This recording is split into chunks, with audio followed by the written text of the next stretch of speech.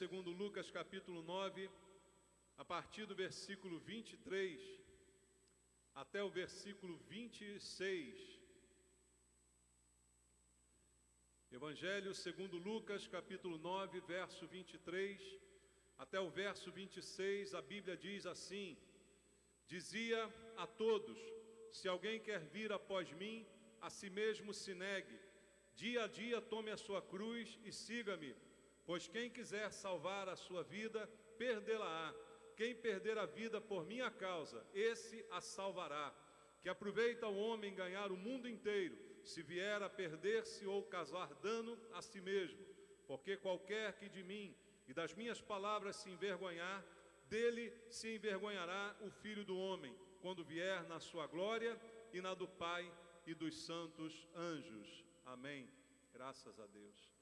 Pai, obrigado pela Tua palavra, que o Senhor nos deixou para nossa instrução, para nosso crescimento, edificação.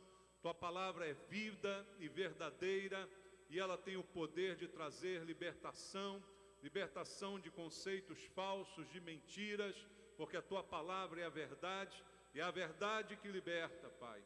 Por isso eu te peço essa noite, que o Senhor fale a cada coração, através do Espírito Santo, ministre sobre nós, nos ensine, Senhor, porque não estamos aqui para ouvir doutrinas humanas, filosofias do mundo, nem coisas que agradem ao nosso coração, mas sim a Tua palavra, palavra poderosa, que transforma a vida daquele que ouve, e é essa que queremos, e por isso te pedimos, fala conosco, Senhor, usa a minha vida como instrumento Teu, dá-me unção do Espírito Santo, para que eu seja capaz de ministrar de acordo com a Tua vontade. Toque em todos nós, quebra as barreiras, Pai, para que possamos ouvir a Tua voz, é o que eu te peço em nome de Jesus. Amém. Glória a Deus. Amados, esse texto são palavras de Jesus, proferidas pelo Senhor, e há um subtítulo aqui na minha Bíblia, que talvez você encontre na sua, antes do versículo 23, o subtítulo diz assim: o discípulo de Jesus deve levar a sua cruz. Você tem esse subtítulo aí na sua Bíblia? O discípulo de Jesus deve levar a sua cruz. Isso nos faz pensar naquilo que Jesus está dizendo aqui, que na verdade não é muito o que as pessoas desejam ouvir de Jesus. Esse discurso de Jesus não é uma coisa que agrada o coração das pessoas, não é uma palavra de autoajuda, não é uma palavra que traga conforto, não é? Mas é uma palavra verdadeira. E o que nós percebemos, olhando para a vida de Jesus, para o seu ministério, para o tempo em que ele trabalhou, andou entre nós, ministrou a palavra, nós percebemos que muita gente andou atrás de Jesus, muita gente o seguiu, muita gente ouviu os seus discursos, mas sem ter com ele um sério compromisso. Então o próprio Senhor Jesus faz uma diferença aqui entre os seguidores e os discípulos. Seguidores, Jesus teve muitos, milhares, mas discípulos foram poucos. Foram muito poucos os discípulos de Jesus. E é aos discípulos que o Senhor direcionou esta palavra. Jesus deixou muito claro o que ele esperava de um discípulo e o que é preciso a gente apresentar na vida para sermos considerados seus discípulos. Por isso, a conclusão que eu chego olhando para a Bíblia e para essa palavra de Jesus é que é muito possível e provável que alguém esteja com Jesus, o acompanhe, o siga, não é? Mas não seja seu discípulo. Talvez seja um prenúncio do que são as redes sociais hoje. Quantos seguidores você tem no seu Facebook e no seu Instagram? Está lá marcado, né? Eu tenho seguidores. Mas será que esses seguidores são de fato seguidores? Aprendem alguma coisa? São verdadeiramente discípulos?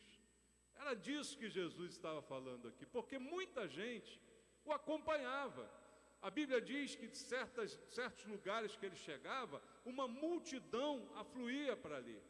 e o cercavam de tudo que é lado, andavam, acompanhavam o que ele estava fazendo, ouviam os seus discursos, seguiam, quando sabiam que ele ia para outra cidade, iam atrás, como se fosse um fã-clube.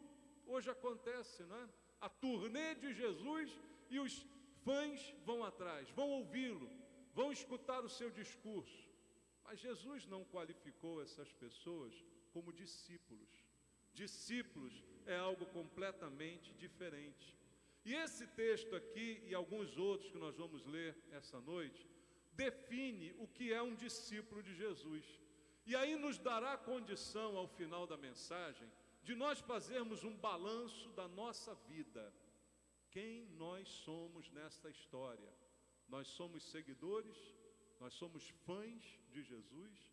Ou nós somos de fato discípulos de Jesus? Definindo esse termo, o próprio versículo 23 diz assim: dizia a todos. A quem Jesus dizia? A todos. Todos que estivessem ali para ouvir, a palavra era a mesma. Ele dizia para qualquer um. Agora, quem se encaixaria nesse perfil é outra história. E ele diz: se alguém quer vir após mim, veja, não no sentido de um fã, de um seguidor que o acompanha, porque isso já tinha muito. Mas se alguém quer vir após mim, a si mesmo se negue, dia a dia, tome a sua cruz e siga-me. Os seguidores de Jesus não estavam interessados em cruz, muito pelo contrário, eles estavam interessados em alívio, alívio das dores, alívio das enfermidades, alívio dos problemas pessoais, financeiros. Esses são os seguidores de Jesus. O interesse deles era receber um alívio e não uma cruz. Cruz pesada para eu carregar? Não. Mas Jesus não enganou ninguém. Ele disse a todos: se alguém realmente quer vir após mim, você precisa tomar a sua cruz. Quando Jesus? Uma vez só? Não. Dia a dia. Todo dia tem uma cruz para carregar. E mesmo assim você vai me seguir com esta cruz sobre a sua vida. Então, amados, ele coloca as coisas de uma forma bem prática. Todos foi o alvo do seu discurso. Porque qualquer pessoa pode ser um discípulo de Jesus. Ele não está dizendo que você tem que fazer um vestibular, que você tem que passar numa prova, que você precisa ser bom, ter uma formação. Todos podem seguir Jesus como discípulos. A condição qual é? Estar disposto a tomar a sua cruz e a segui-lo.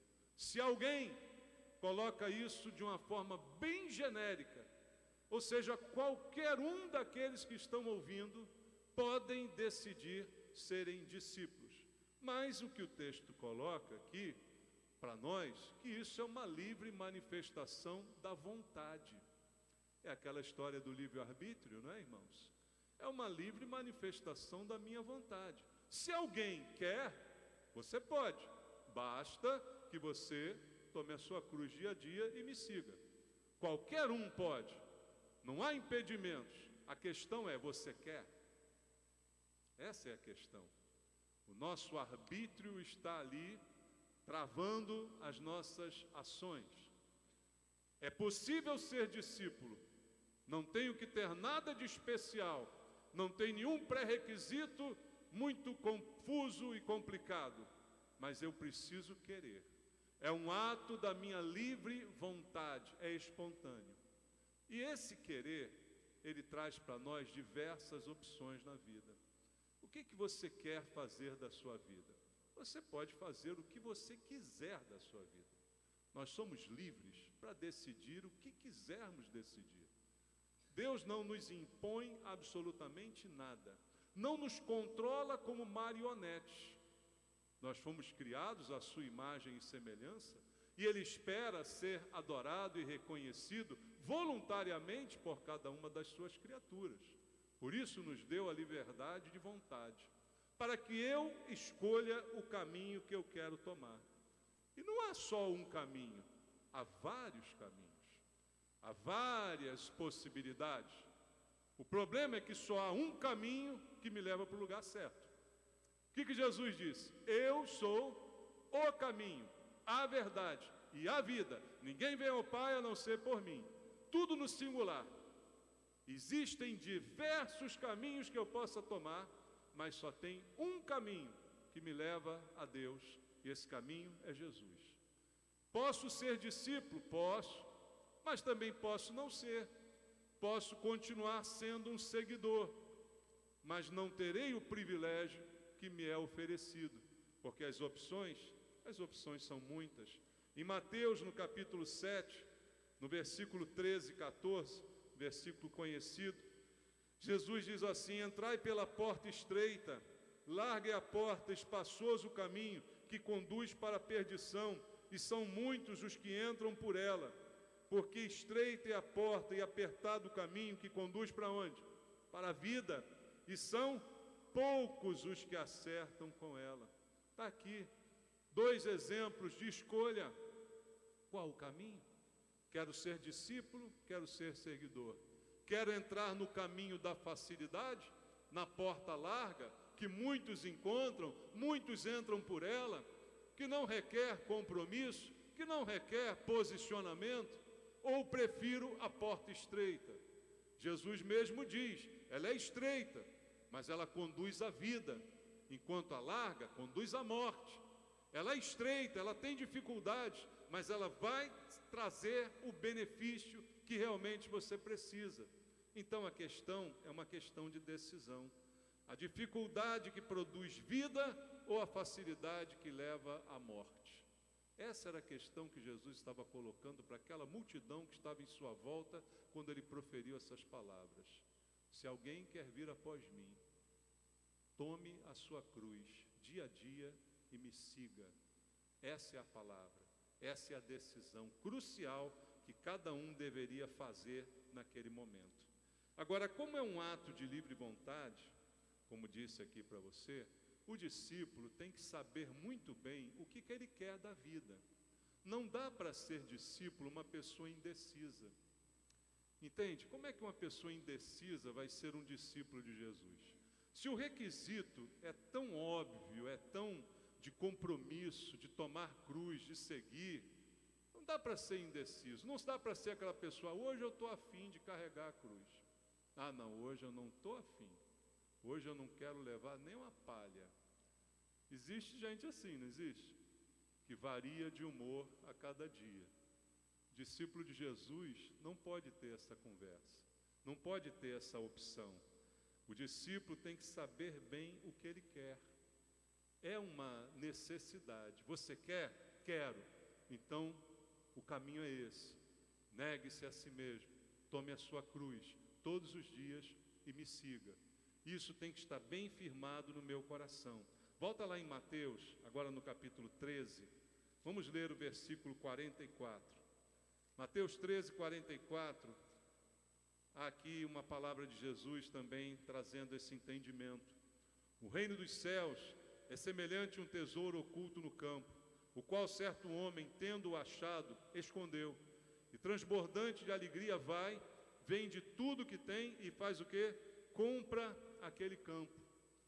Ou seja, o homem achou o reino dos céus. É semelhante a esse achado de algo tão valioso, mas tão valioso, que ele se livra de tudo que tem para adquirir aquele campo. Ou seja, não há nada na vida mais valioso do que aquilo. Então eu abro mão de tudo na vida em prol daquilo. Esse é o exemplo que Jesus deu. E o discípulo, para ser discípulo, tem que ter alguém com essa disposição, de entender que eu achei tudo, e que não há nada mais valoroso do que isso. Então, se eu colocar isso em primeiro lugar na minha vida, e todo o resto for jogado no lixo, eu certamente serei vencedor. É uma questão simples de entendimento da palavra. Ora, encontrei o campo de grande valor, vendo tudo para adquiri-lo. Encontrei Jesus, não há valor maior do que esse. Não há opção melhor do que negar a mim mesmo, tomar minha cruz e segui-lo dia a dia. É uma questão de opção, só que não há algo melhor. É como Pedro disse, olha, para quem iremos? Só tu tens as palavras de vida eterna. Não tem outro caminho, não tem outra escolha, não há algo mais valioso, não há algo que tenha valor, que possa substituir. Veja em Lucas ainda, no capítulo 12, no versículo 51, Jesus continua dando alguns exemplos muito contundentes.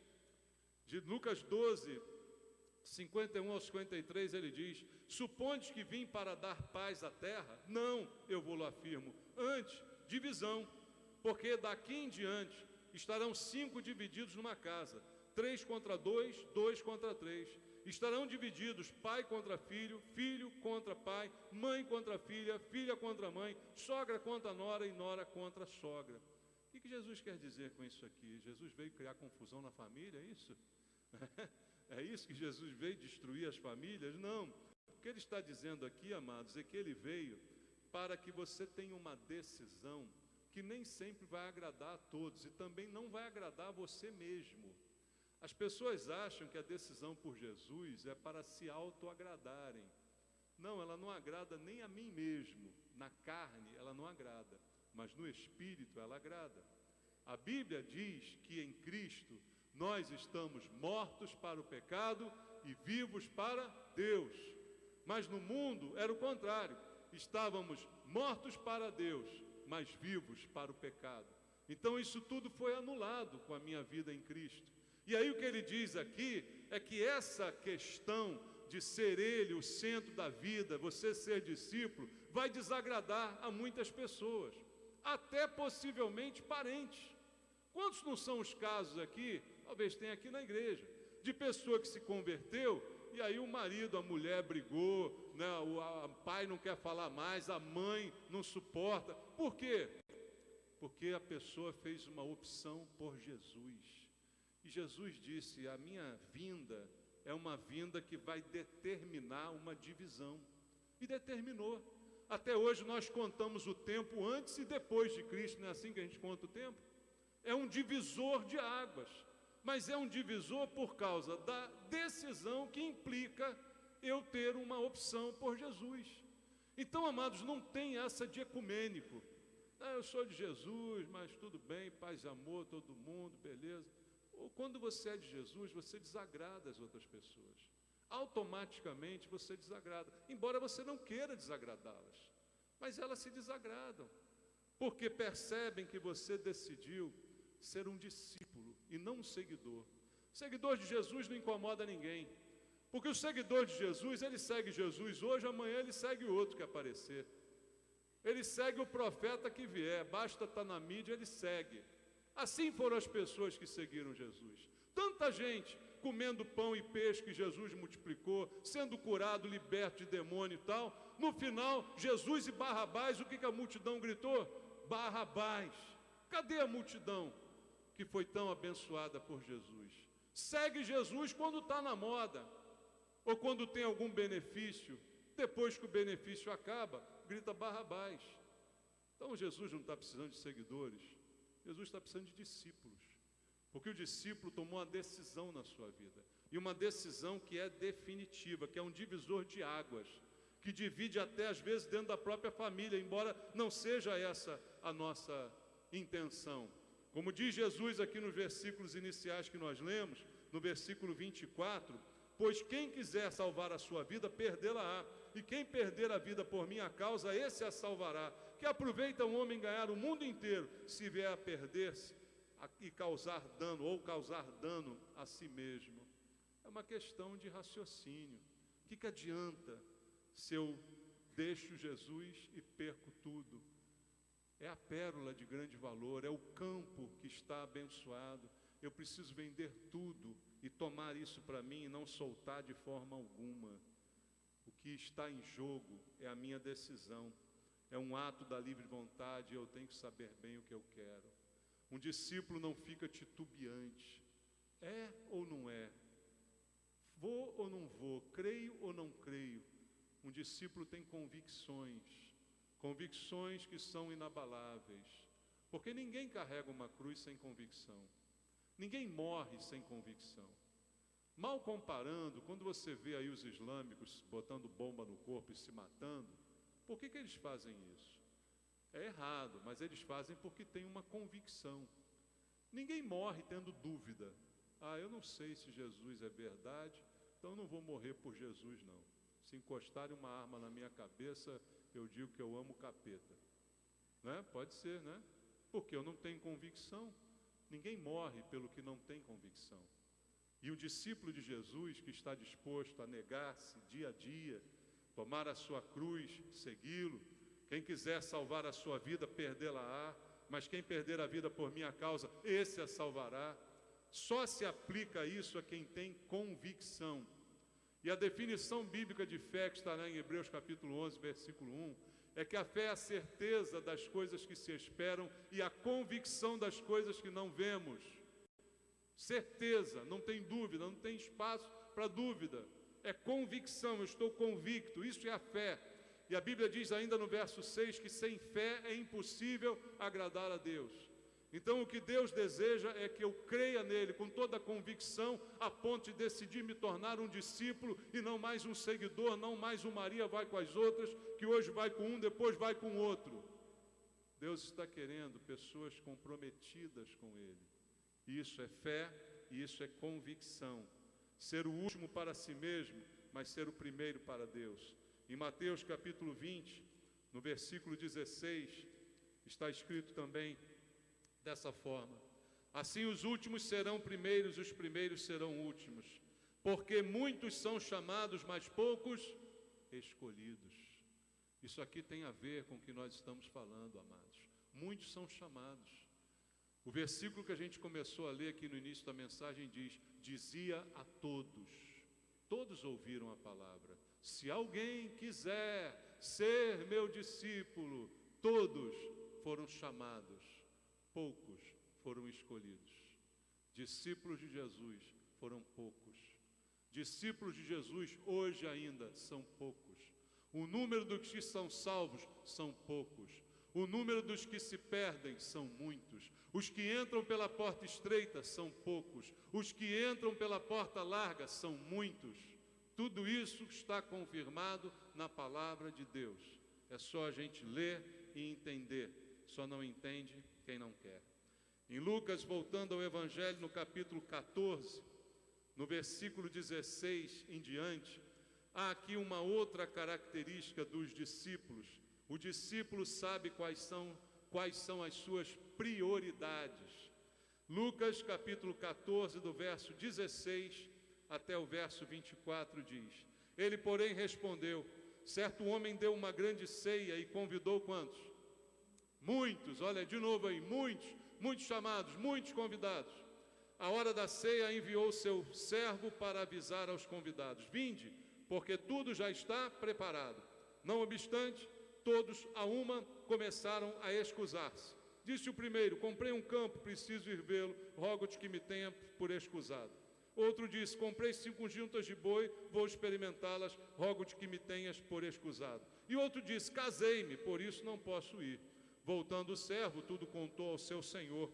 Então, irado, o dono da casa disse ao seu servo: sai depressa para as ruas e becos da cidade, traz para aqui os pobres, os aleijados, os cegos e os coxos. Depois lhe disse o servo: Senhor, feito está como mandaste, e ainda há lugar. Respondeu-lhe o Senhor: sai pelos caminhos e atalhos e obriga todos a entrar, para que fique cheia a minha casa. Porque vos declaro que nenhum daqueles homens que foram convidados provará a minha ceia. O que essa parábola de Jesus tem para ensinar a gente como lição principal? Qual a diferença desses muitos que foram convidados para aqueles que realmente estiveram nas bodas? Qual a diferença desses que deram desculpas para não aceitar o convite? A diferença está na prioridade da vida. E isso diferencia um discípulo de um seguidor. Um seguidor segue por sua própria conveniência. Hoje me convém seguir Jesus, então eu sigo. Hoje eu não tenho nada para fazer, eu acho que eu vou para o culto. Eu tinha um amigo no trabalho, tenho ainda, né, que ele não morreu, que eu converso com ele, né, sobre Jesus. Aí uma vez ele falou para mim assim, está perto do carnaval, né, ele perguntou: o que vocês fazem no carnaval? Eu falei: às vezes a igreja faz um retiro, mas tem culto. Todo dia de carnaval tem culto. Ele falou assim, eu não vou fazer nada no carnaval. Tá aí, é uma boa época para ir na igreja no carnaval, né?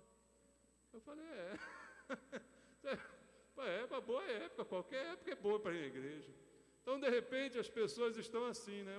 Hoje me convém ir, eu não tenho nada para fazer, eu vou lá escutar aquele cara lá.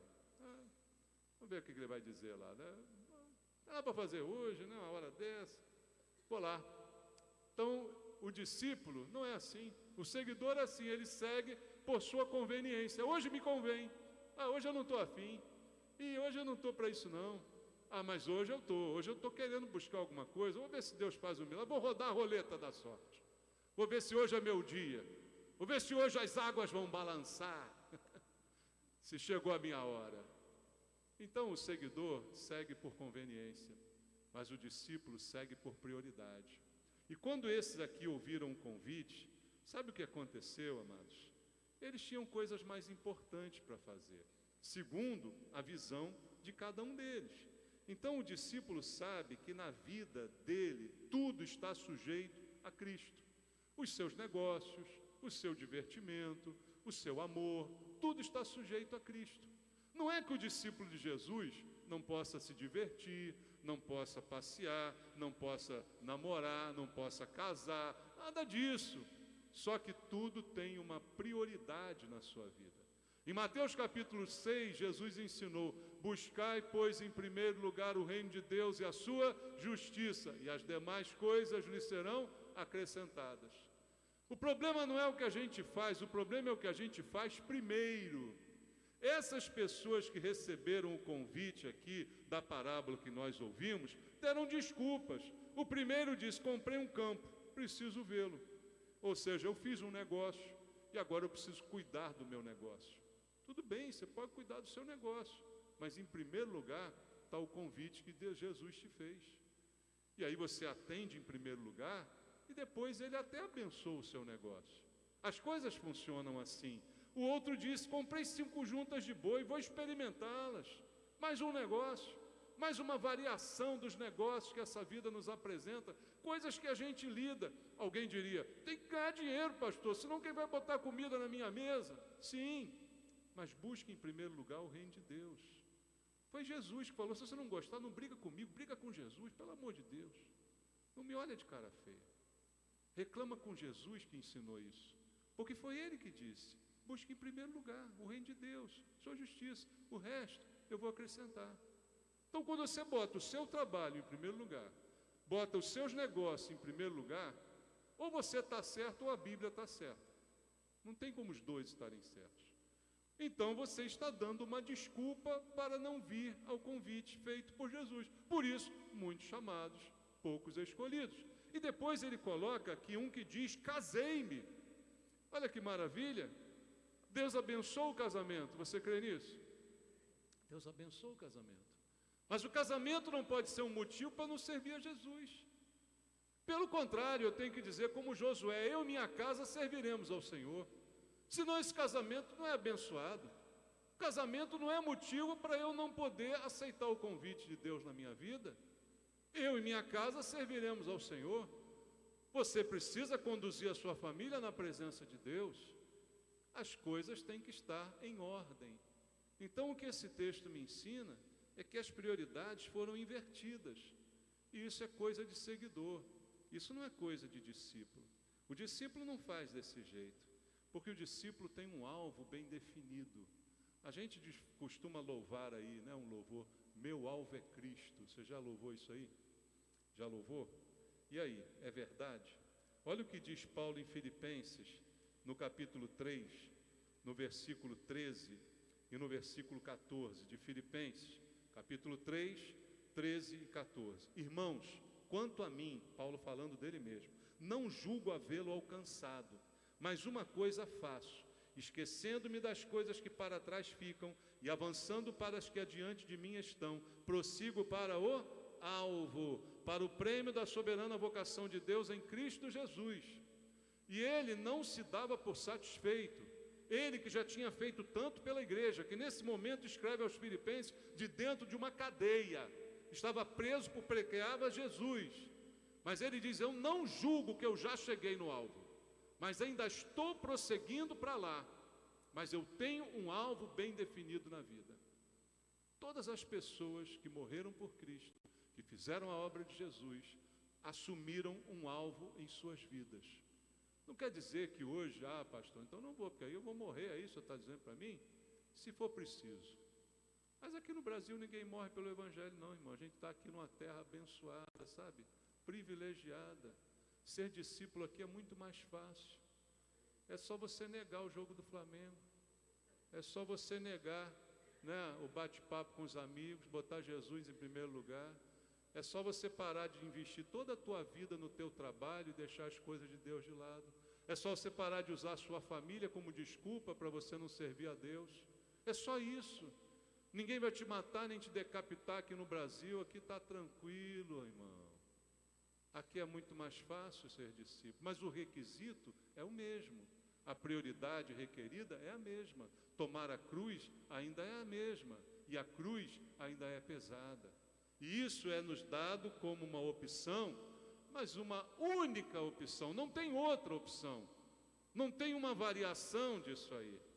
O caminho é árduo, irmãos. Jesus não está aqui para enganar ninguém, muito menos eu, para ficar vendendo o que o Evangelho não vende, para ficar iludindo as pessoas, dizendo que ser crente é um mar de rosa, tudo vai dar certo na minha vida, as doenças serão curadas, tudo vai acontecer do melhor e do bom. Não foi isso que Jesus ensinou.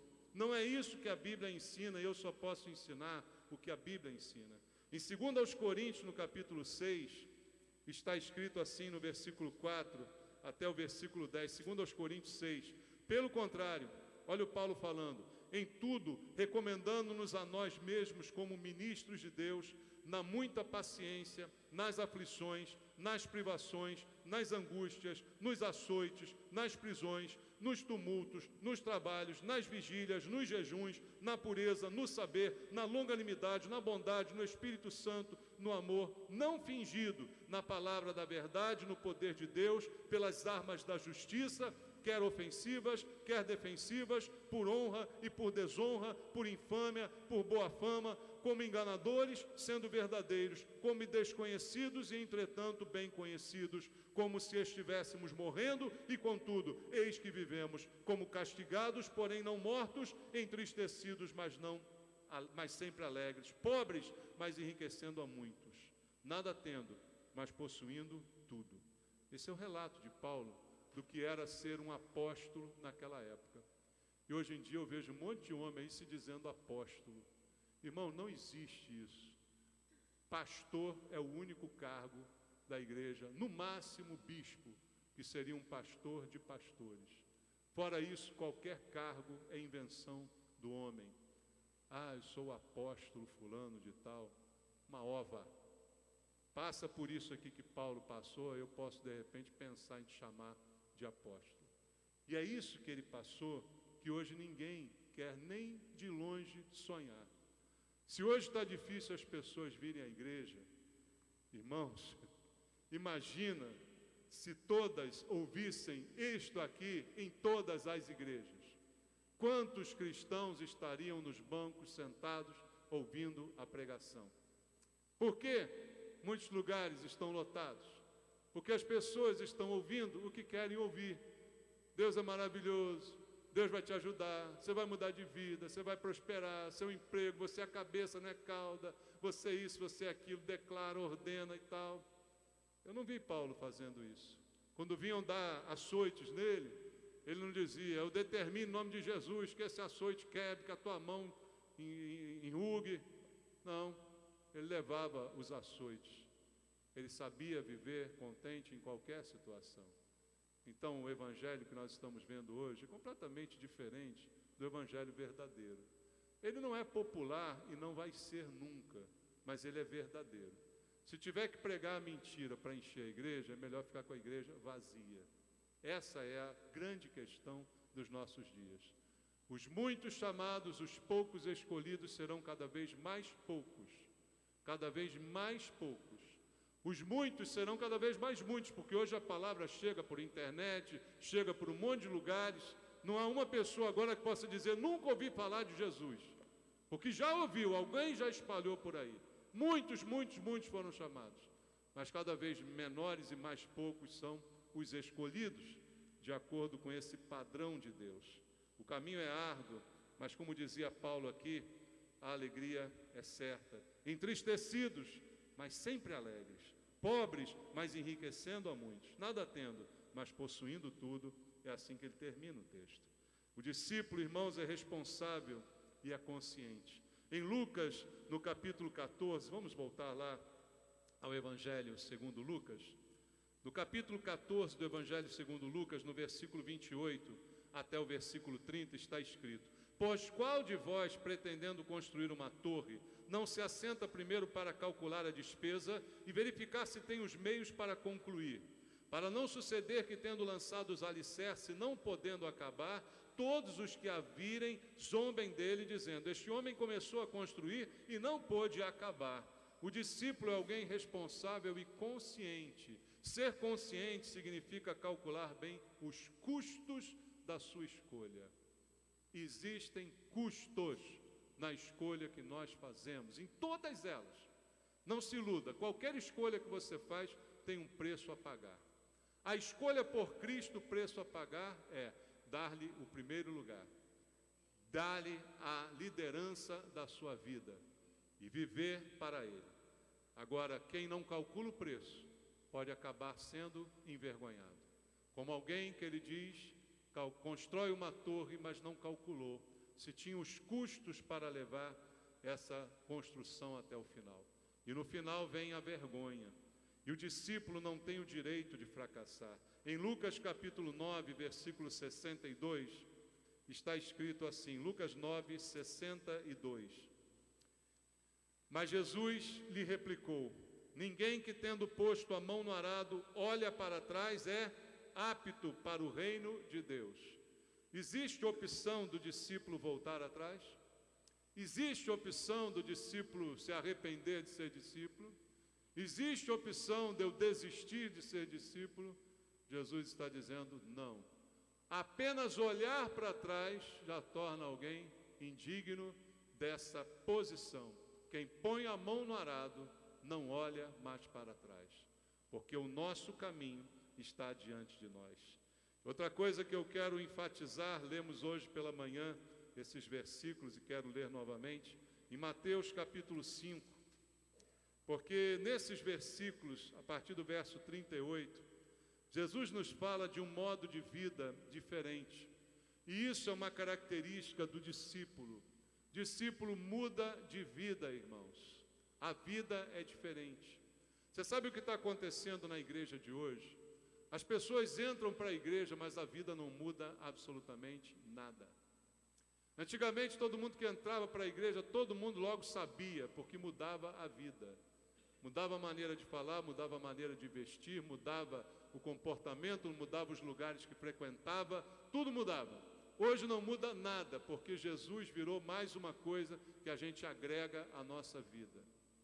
E isso não é possível. Pelo menos o comportamento precisa mudar.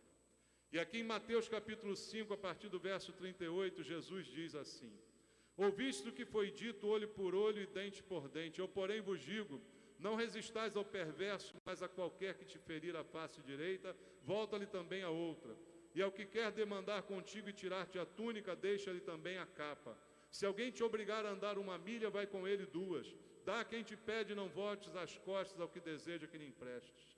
Ouviste o que foi dito, amarás o teu próximo e odiarás o teu inimigo.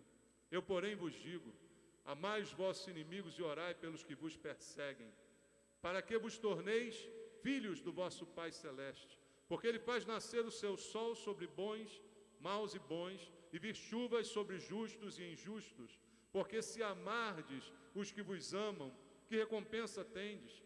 Não fazem os publicanos também o mesmo? Se saudardes somente os vossos irmãos, que fazeis demais? Não fazem os gentios também o mesmo? Portanto, sede vós perfeitos, como perfeito é o vosso Pai Celeste. O padrão de Deus aqui para quem quer ser discípulo é bem diferente. Ele diz assim: olha, se eu cumprimento quem me cumprimenta, se eu amo quem me ama, se eu trato bem quem me trata bem, isso não me diferencia das outras pessoas, porque os gentios fazem isso. Todas as pessoas normais, decentes, fazem isso. Isso não é diferente, né?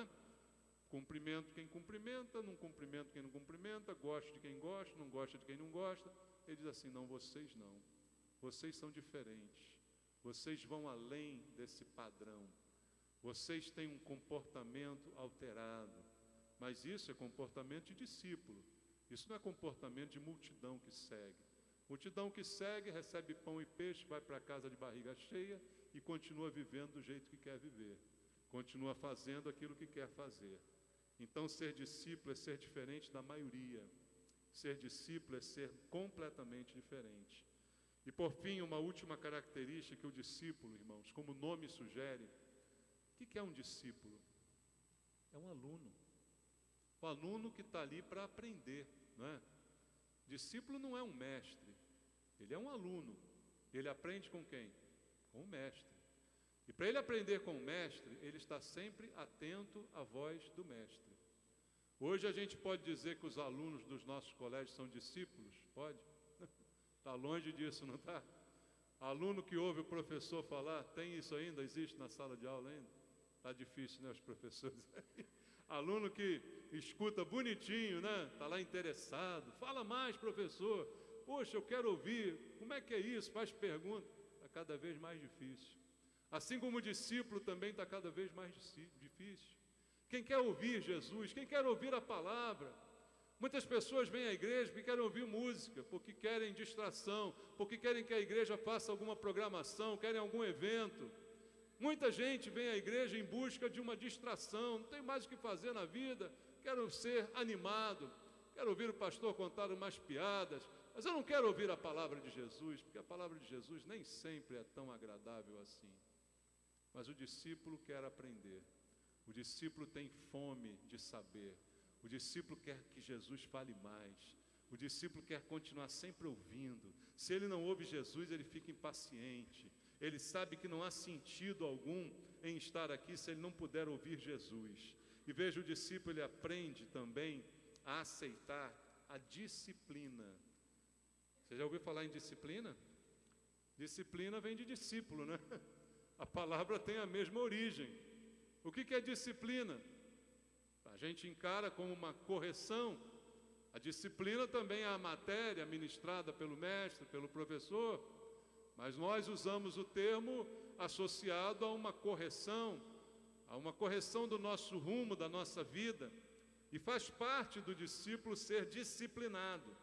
Em Hebreus, abra comigo aí no capítulo 12 da carta aos Hebreus, lá no seu final, a Bíblia diz no versículo 8 a 11, mas se estáis sem correção, de que todos se têm tornado participantes, logo sois bastardos e não filhos. Além disso, tínhamos nossos pais que segundo a carne nos corrigiam e os respeitávamos. Não havemos de estar em maior submissão ao Pai espiritual e então viveremos, pois eles nos corrigiam por pouco tempo, segundo melhor lhes parecia. Deus, porém, nos disciplina para aproveitamento, a fim de sermos participantes da sua santidade. Toda disciplina com efeito, no momento, não parece ser motivo de alegria, mas de tristeza. Ao depois, entretanto, produz fruto pacífico aos que têm sido, por ela, exercitados, frutos de justiça. O discípulo, ele aprende a ser disciplinado, e ele depois até gosta disso. No primeiro momento, ninguém gosta de ser corrigido, ninguém gosta de ser chamado a atenção. No primeiro momento, isso não é bom. Mas o discípulo, quanto mais aprende com o mestre, ele vai percebendo, ele vai conhecendo o seu Deus e vai percebendo como é que Deus o ensina, com coisas ruins que acontecem, com coisas que não dão certo, com coisas que eu queria e não consegui, e eu vou aprendendo com Deus. Poxa, Deus estava me ensinando isso, Deus queria me melhorar nisso aqui, Deus queria me aperfeiçoar. Faz parte do aprendizado, irmãos. A disciplina faz parte do aprendizado. Ninguém aprende sem disciplina. Bota isso na cabeça. Criança não aprende sem disciplina. Hoje nós estamos na moda de que disciplinar filho é a coisa pior do mundo. Não estou falando de espancamento, mas estou falando de correção. Criança precisa ser corrigida, discípulo precisa ser disciplinado. Não há aprendizado sem disciplinado. Não há, e não existe, não há como. Glória a Deus porque Ele nos disciplina. Glória a Deus porque Ele não tem filhos mimados, porque Ele nos corrige. A Bíblia diz que Ele corrige a quem Ele ama. E aquele discípulo que quer aprender, aprende o suficiente para saber que o seu mestre é realmente o mestre de todos os mestres. Em Mateus, no capítulo 18, já estamos terminando, só mais um versículo para a gente ler. Mateus capítulo 18, do versículo 1 ao 4, está escrito assim: Naquela hora, aproximaram-se de Jesus os discípulos, perguntando: quem é porventura o maior no reino dos céus? E Jesus, chamando uma criança, colocou-a no meio deles e disse: em verdade vos digo que, se não vos converterdes e não vos tornardes como crianças, de modo algum entrareis no reino dos céus. Portanto, aquele que se humilhar como esta criança, esse é o maior no reino dos céus. E quem receber uma criança tal como esta em meu nome, a mim me recebe. Quem falou com ele? Discípulos. Discípulos fizeram uma pergunta ao mestre. Faz parte do aprendizado. O que eu não sei, eu pergunto, e o mestre me responde. A pergunta foi: quem é o maior no reino dos céus? Porque na nossa cabeça a ideia de grandeza é diferente da ideia de Deus. E aí Jesus surpreendentemente pega uma criança. E isso tem muito simbolismo para os judeus, porque eram judeus os seus discípulos. E crianças no judaísmo não eram nem contadas. Muitas vezes que Jesus falou à multidão, fala lá a Bíblia, tinham tantas pessoas, fora mulheres e crianças, não eram nem contados. E aí ele pega uma criança que nenhum discípulo dava valor, principalmente alguns até queriam impedir que as crianças chegassem perto para não atrapalhar o culto, né? Não davam valor nenhum às crianças. Ele pega uma criança, coloca no meio deles e fala aqui, ó, está aqui o maior no reino dos céus é aquele que se converter e se tornar como essa criança. Qual é a atitude da criança que ele está elogiando? A sua infantilidade? Não, a sua humildade. Ele disse: aquele que não se humilhar como essa criança não vai poder entrar no reino dos céus. Então o que Jesus está ensinando é que o discípulo aprende com ele que a humildade é a que nos torna superiores. A prática da humildade é que nos torna maiores. Como ensinou Jesus, aquele que a si mesmo se humilhar será exaltado, mas aquele que a si mesmo se exaltar será humilhado. A humildade é a que nos torna maior no reino dos céus. E por fim, eu leio com você Evangelho segundo João, capítulo 13. Evangelho segundo João, capítulo 13. Você conhece a história em que Jesus deu o exemplo maior, a última aula para os seus discípulos, e a fez de uma maneira muito didática. Em João capítulo 13, versículo 5 diz: depois deitou água na bacia e passou a lavar os pés aos discípulos e a enxugar-lhes com a toalha com que estava cingindo. Versículo 13: vós me chamais mestre e o Senhor, e dizeis bem, porque eu o sou. Ora, se eu, sendo o Senhor e o mestre, vos lavei os pés, também vós deveis lavar os pés uns dos outros, porque eu vos dei o exemplo, para que, como eu vos fiz, façais vós também. Em verdade vos digo, que o servo não é maior do que o seu senhor, nem o enviado maior do que aquele que o enviou. Ora, se sabeis estas coisas, bem-aventurados sois se as praticardes. A última lição de Jesus, na última ceia com seus discípulos, ele toma a toalha, toma o balde e começa a lavar os pés dos discípulos. A última lição foi prática. Aula prática agora. Vocês viram o que eu fiz? Agora façam igualzinho aprenderam aqui. Façam da mesma maneira como eu estou ensinando. E você vai ser feliz não apenas sabendo essas coisas, mas colocando essas coisas em prática. A lição que os discípulos aprendem não é apenas para lhes dar conhecimento, mas é para mudar a prática de vida. Isso é a evidência da conversão. Sem discípulo não há conversão. Convertido é discípulo, discípulo é convertido. O resto, irmãos, o resto é seguidor. O resto acompanha de longe, mas não tem compromisso. Meu desejo é que aqui a gente tenha muitos discípulos de Jesus, que não só ouçam a palavra, ouçam o que ele ensina, mas pratiquem aquilo que ele está nos mandando fazer. Amém? Que Deus nos abençoe. Vamos orar, pedindo a Deus essa direção, essa unção, para que Ele nos ajude a fazer o que nós precisamos fazer. Senhor, Tu és o mestre dos mestres, Tu és o Senhor, aquele que ensinou e continua ensinando. Pai, nós não queremos só conhecer os Teus ensinamentos, nós queremos colocá-los em prática na nossa vida. Nós queremos, Pai, aprender a nos humilhar como a criança que o Senhor colocou no meio dos discípulos.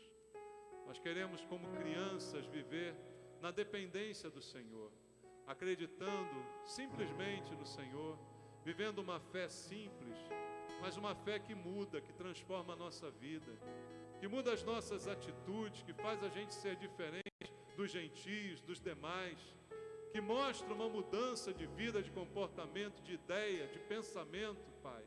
Uma mudança geral que é preciso acontecer na vida de cada um, que não quer ser apenas um seguidor, que não te segue apenas por conveniência, mas que te segue porque sabe que não há outro caminho, e porque dia a dia está determinado a tomar a cruz e seguir Jesus. Sabe que precisa colocar todas as coisas diante do Senhor, em nenhuma delas à tua frente. Não é o trabalho, não é a família, não é nada que possa nos colocar para trás, porque em primeiro lugar está o Senhor, e as demais coisas certamente o Senhor acrescentará conforme a tua promessa. Por isso eu te peço, ó Deus, ajuda-me e ajuda os meus irmãos a viver a tua palavra na sua totalidade, a sermos discípulos, não apenas chamados, mas escolhidos pelo Senhor, para sermos discípulos, porque é disto que o Senhor precisa nesses últimos dias. Discípulos que aprendam, que se disciplinam e que fazem a tua vontade. Abençoa a tua igreja, Pai, aqueles que chegaram aqui esta noite, aqueles que estão ouvindo pela internet. Venha abençoar, meu Deus, com a tua palavra revelada, para que a transformação aconteça. É o que eu te peço, em nome de Jesus. Amém.